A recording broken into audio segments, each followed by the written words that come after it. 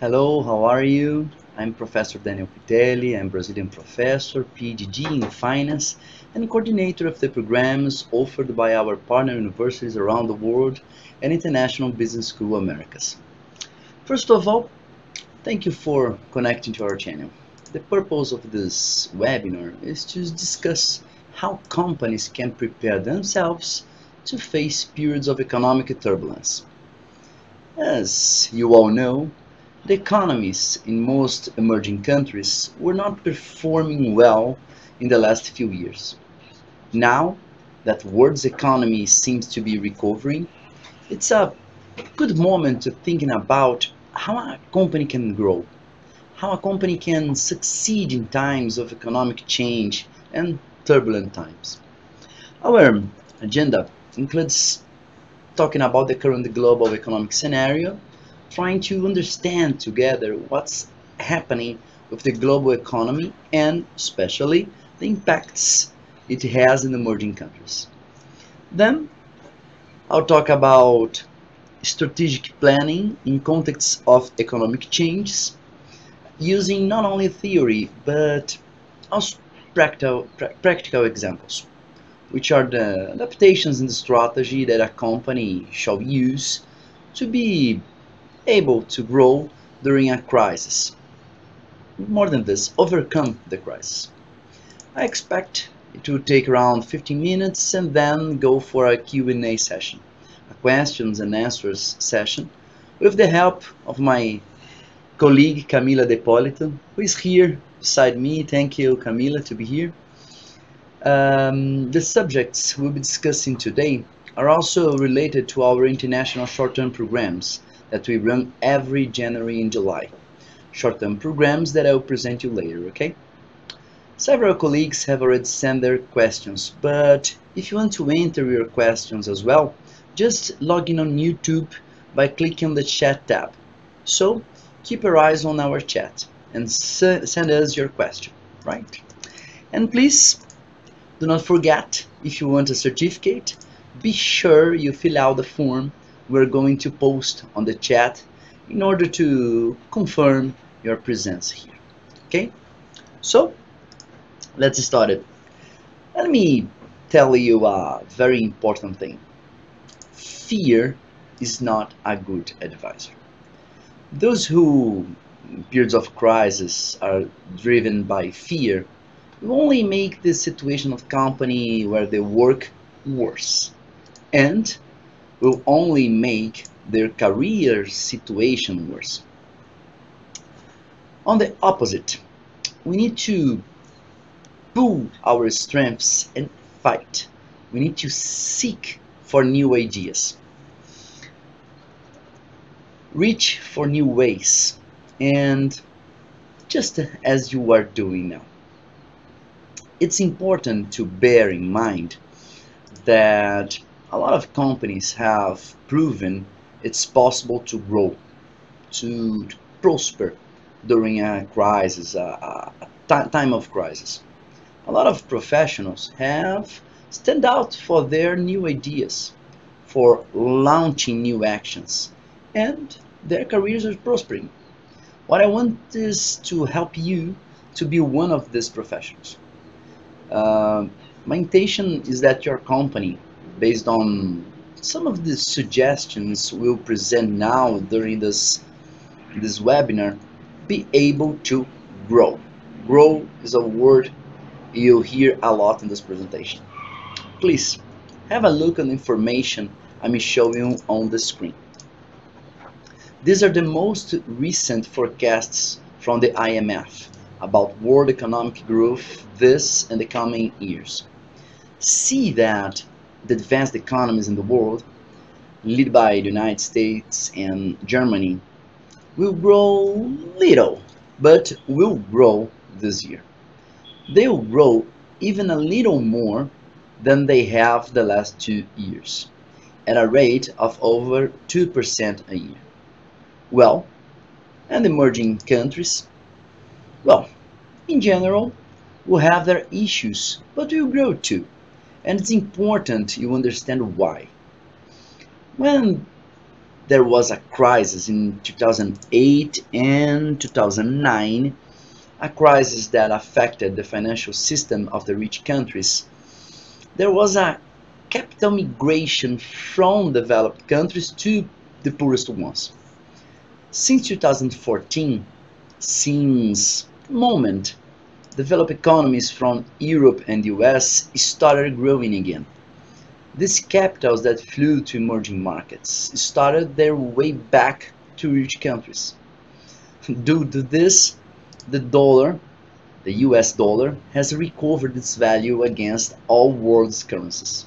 And with less capital in the emerging countries, economic development was affected. No mysteries in this. There is no way to escape from this. Let's see now what's happening to the emerging countries' economy. Those emerging countries' economies that grew strongly in 2010 and 2011 stopped growing so fast in 2015, growing just 4%.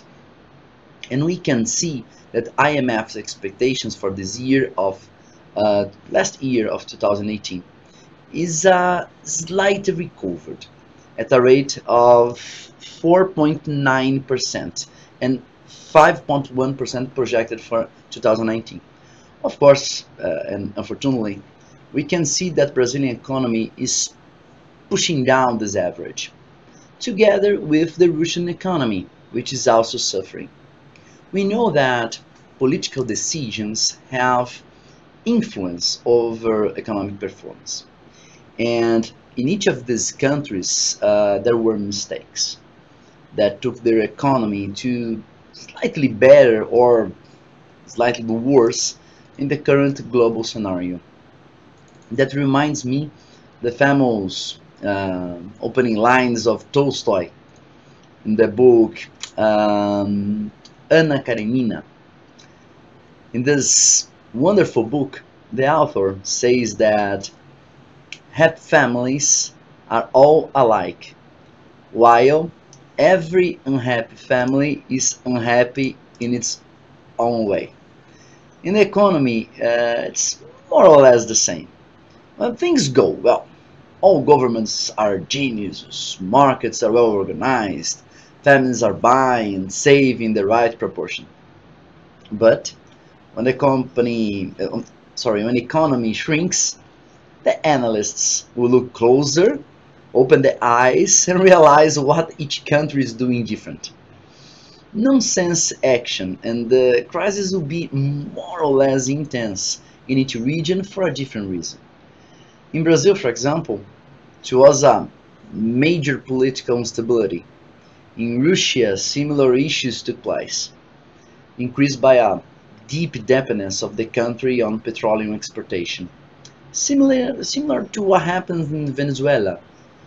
China is in a transitory period from a state-controlled economy for an open market-driven economy, from an industrial economy to a service-based economy, and these transitions are not so easy to deal with, especially nowadays with the rise of trade tension with the USA, that I could not forget to mention to you. Finally, every country had a story to tell when explaining why things are getting worse. But the fact is that the world is not going to be in collapse. Please, take a look in the table I'm showing to you right now. The global economy might grow 3.9% this year, which is more than what the world grew last year, led by the emerging countries that may grow around 4.9% in 2018, almost the double of the developed countries' growth rate, which may be around 2.4%.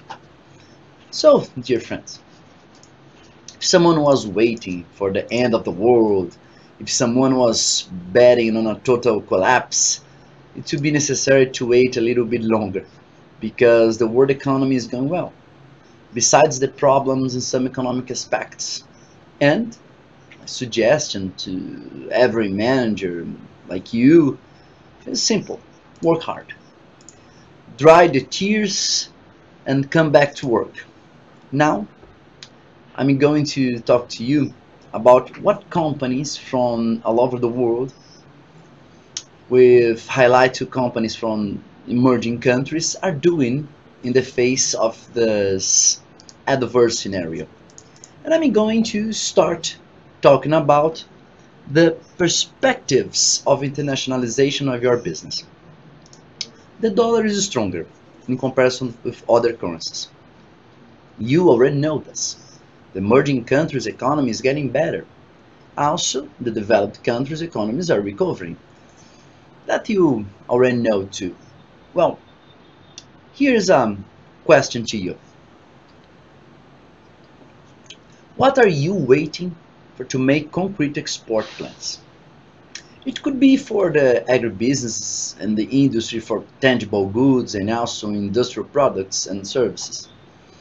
As you can see, this slide that I'm presenting you now indicates that we had in 2015 the biggest amount of FDI, foreign direct investment, since 2006.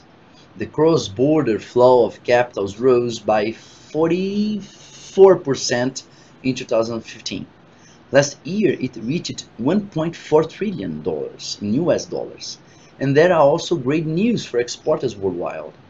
Even though we know that international trade in general is suffering at this moment, especially because of the raising of trade tensions between US and some countries like China, Canada, and Mexico. But, as an example, US imports of meat increased more than 80%, and it's not only agricultural goods, they are now having more appeal in the American market. Imports in, for example, in the automobile sector grew 40%, while aircraft increased by more than 60%. It means that while some people are crying, there are people work and earning money out there.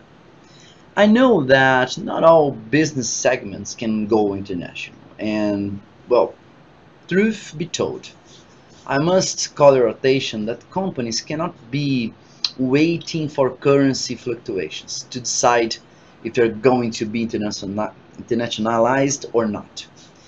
Integrating into global business is a task that might be part of the company routine. And you, who's watching this lecture, must have this in mind. You should prepare yourself and your career to be a manager with a global perspective. You should develop abilities, skills to conduct business in a global scale. Otherwise, your career will be stuck. But we can talk afterwards about how you might do it. Okay? Well, now I'll talk about um, strategic actions that companies might follow to overcome the crisis problems. My first suggestion, and I know a painful suggestion, is downsizing your company. Downsizing is reducing the company's operation, a strategy to help maintain the main activities of the organization operation, but with widespread cost cuts, reducing the company size. An alternative to downsizing with similar effects on spending, but with other results under the managerial point of view, is downscoping. Downscoping means making specific spending cuts in the unattractive business units. The units not on the core, not in central core of the company's business scope, or not giving profit to your organization. Let me give you an example. An example that's easy for you to understand. Microsoft recently decided to implement this plan, reducing drastically the number of employees in its telephone area, allowing the company to focus on the areas of software, especially the Windows suite, both downsizing and downscoping.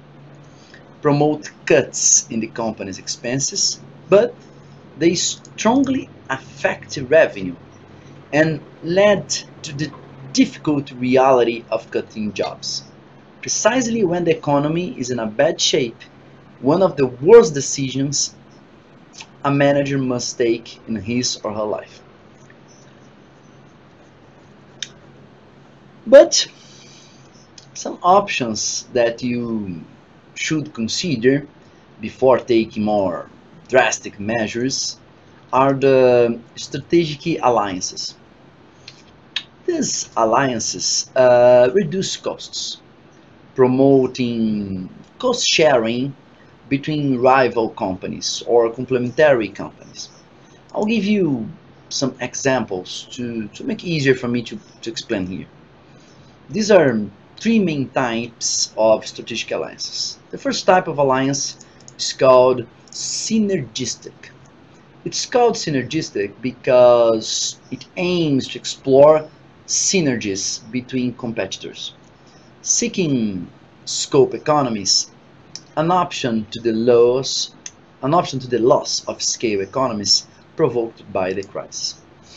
Um, a recent example of this strategy was a joint venture between AB InBev, and Whirlpool. InBev is a global company with headquarters in Europe, and Whirlpool is an American company. Together, they created a company to explore the market of blend, to develop homemade drink market in Latin America. B-blend is a kind of appliance used for making drinks at home. Um, in isolation, neither company could thrive in this market, but together, their chance of success is higher. Whirlpool knows how to make appliances, and Ambev knows how to make drinks. Another strategic alliance option goes by the popular name of franchising. This is a spectacular way to attract partners and investors that today dominates retail worldwide. Is this company without resources to expand? Well, you can launch franchisings and expand with capital that would have been using to boost competitors. This was the case of Mexican retailers, for example, companies that overcome economic restrictions, attracting local and foreign investors. While the overall Mexican economy grew 2.5% this year, last year, franchising companies increased their revenue four times more, 10%. But there is one form of alliance that I should not leave out, especially because, well, it can save your company in times of crisis. They are called complementary alliances. They look very much like the synergistic alliance that I explained just seconds ago. But in the case of complementary alliances, two or more firms exchange part of their operations. Again, I'll give you an example. Um, the BR Foods from Brazil and the Singapore food industries struggled for the food market in Asia. Both did the whole process from production to distribution. It turns out that BR Foods is much stronger in this production, while the Singapore food industry SFI is stronger in logistics. With the alliance between them, BR Foods can devote more intensely to food production, leaving logistics to Singapore Foods, while Singapore Foods enters the partnership offering its structure and local logistics, leaving production to BR Foods. Got it what it means? Okay. Well, it's okay so far. Just remember that at the end we have time for questions. So please send your questions through the chat. Click in the right side of our screen. Okay? Well, Now I would like to give one more strategy for you to face the crisis. Um, Suggest the companies for focus on differentiation. Yes, differentiation. Differentiation strategies that allow companies to offer greater quality products and services. Even though when crisis knocks on the front door, sales are weak, then lots of inquiries come in, such as what must companies should do or what you should be doing.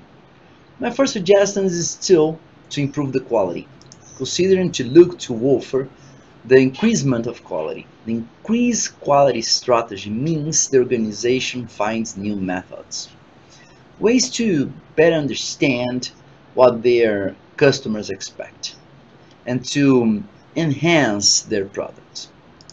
The result can be the containment of the loss of customers. This may bring you cost operation cut as well and create fidelity with your customer. Or alone, in some cases, it will allow you to increase the price, helping to recover the lost margins by lower sales volume. Well, another thing you can think of to deal with the effects of the crisis is to invest in innovation. The innovation strategy aims to offer a product able to contain the stamp of customers seeking out lower cost competitors. New solutions for your customers. One specific form of innovation is through the provision of services, which bring us to the next strategy suggestions to combat the crisis. Increasing the services. Unlike the previous ones, increasing the services has some advantages. You can increase the value delivered to you and does not involve changes in the products. Also, you may still have some jobs within the company. Moving forward here, the next strategy to face bad times in the economy is to improvement in the communication value. Let me explain better. Many customers stop buying the products of our company because they cannot see the benefits inherent in the products.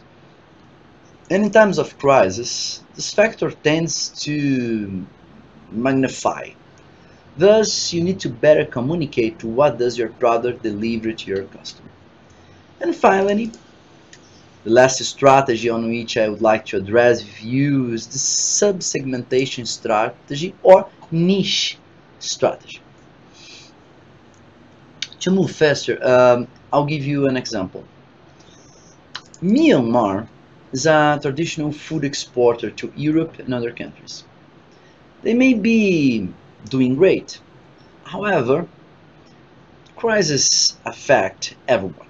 So, in Myanmar company called, it's difficult to say, Shue Pang Lao, probably this is the correct accent. Shue Pang Lao has just become the first exporter of this Asian country to be certified as organic by an international organization. Their goal was to reach a new market, a market with greater purchasing power through a more health and conscious market positioning. Got it? Okay, very well. These were the main point of this webinar about on how to strategically plan in turbulent times, especially in emerging markets, and I hope you enjoy it. Given that, and I don't have any time left, unfortunately, we reached the end of this presentation. I want to thank you again for being here today with us. I know this topic is difficult, and I know that at the moment the economy is changing again. The economy is in a moment of recovery, and hopefully these ideas and tips will help you to develop market strategy and market strategies in time of economic change. Okay, now I'd like to hear your questions. Before, right, Camila? Yes. Okay. Before reading the questions, I'd like to share with you that IBS, International Business Schools of Americas, is working with some very traditional universities around the world. Universities that offer now with IBS scholarships for students for all over the world. The program takes place during 2 or 3 weeks of classes, depending on the date, and includes company visits. They are taught in English, all in English, by PhD professors with great market experience. And the programs will approach several business areas such as marketing, innovation, management, and so on. I wish to see you at the next graduation picture. Okay? To apply for our scholarships, do not forget that the deadline was expanded and now is February 3rd. Okay? Next Sunday. So do not miss this chance and send your application form to us. To request an application form and apply for a scholarship, just follow the link available in the chat at the right side of your screen. Okay? Now Camila is by my side, is going to help me to answer some of the questions that you guys send me. You can keep sending your questions even if you cannot read your questions. All questions sent will be considered. Okay? So let's move forward. Camila, what questions do you have for me now? So Julia said, she asked, what are the most important emerging countries nowadays? The most important? Emerging countries, yes. Well, it's very difficult to say if there's one or two or three most important because the global has become very, very flat. We can classify in richer or bigger or more influence. And this case, of course, not just the emerging markets, but all the world, we can classify China probably as the biggest and one of the most important. Brazil in Latin America has such very important action too. And of course, Russia in Europe. Okay, thank you, Julia. We have some questions in previous questions were sent for us, and I'd like to read. We have one from Serbia, other for Colombia, other for Pakistan. I believe I'll start with the beginner.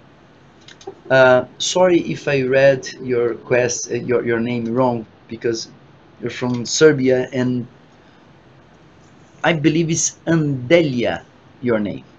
Andelia, the question you did was, what's the most important requirement in order to be possible for emerging economies to prosper in a modern globalized world?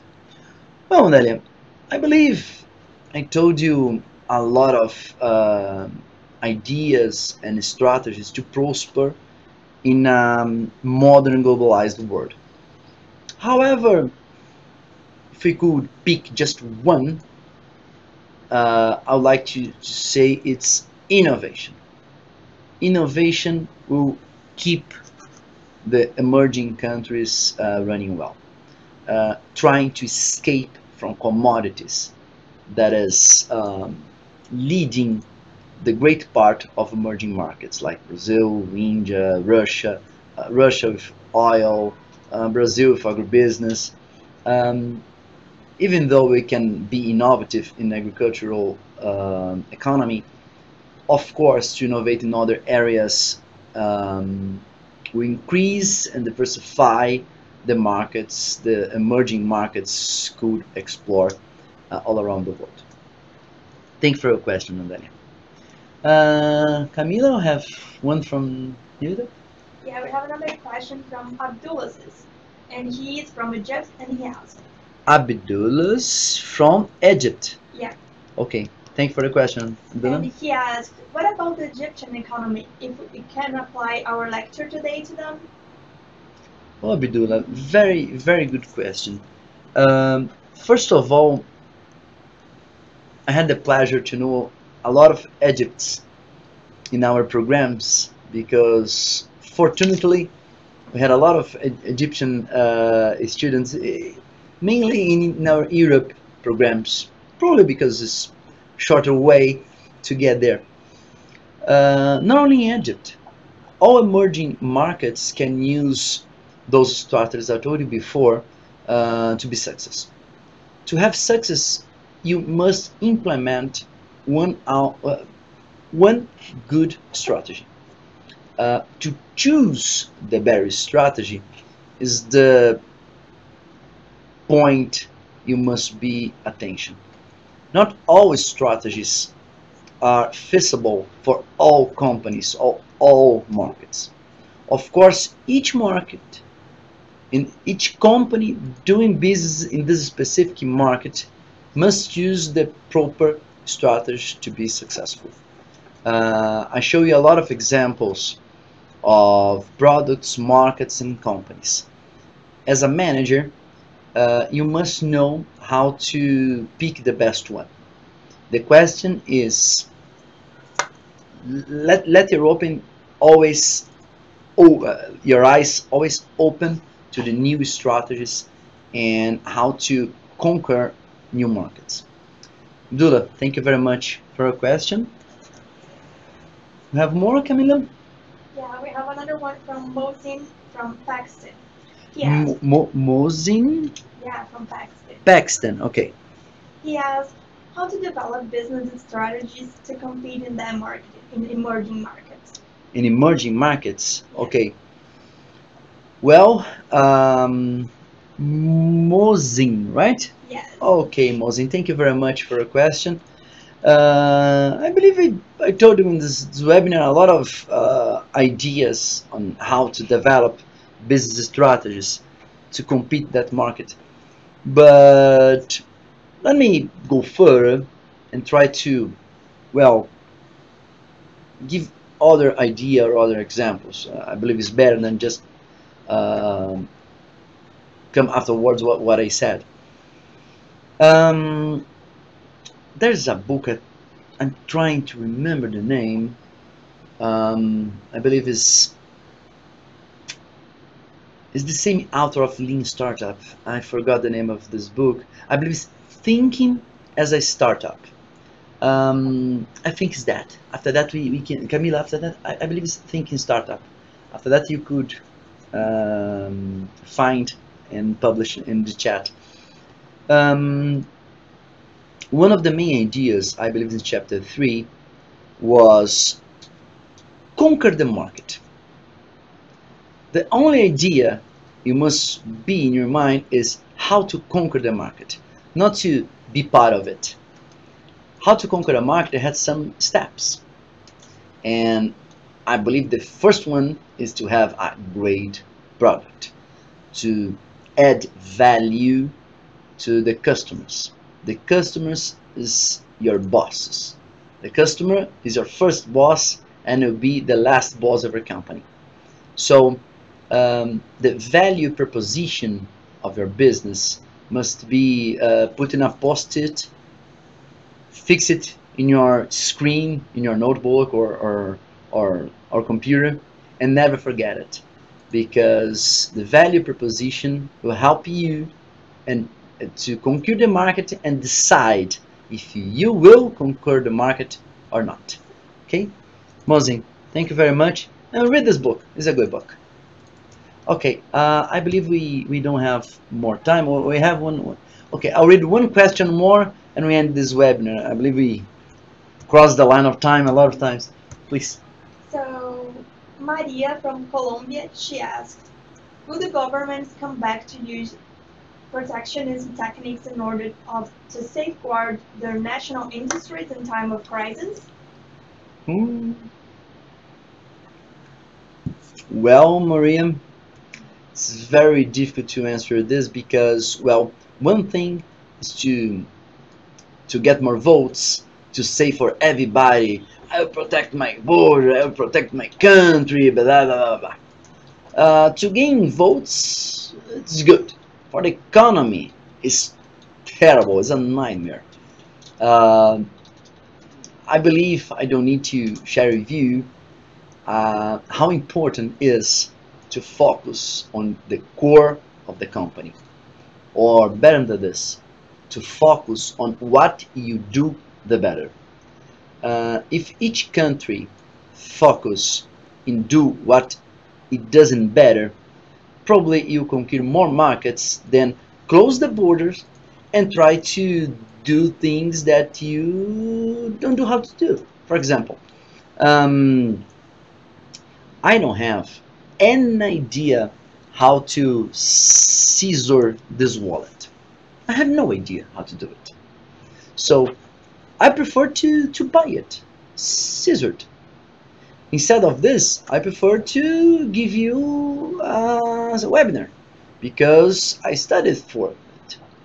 If I stopped to give classes and start to scissor wallets, probably uh, my revenues and my performance will be worse. Of course it will. So closing the borders has this effect in the economies. Um, if you don't know how to do it better, buy it. Buy for the cheapest price. This is open the borders. Of course, it's a very difficult issue because, well, protectionism, um industry lobbies are very strong in the government. But one of the key point of the government is try to avoid the influence of industry lobbies.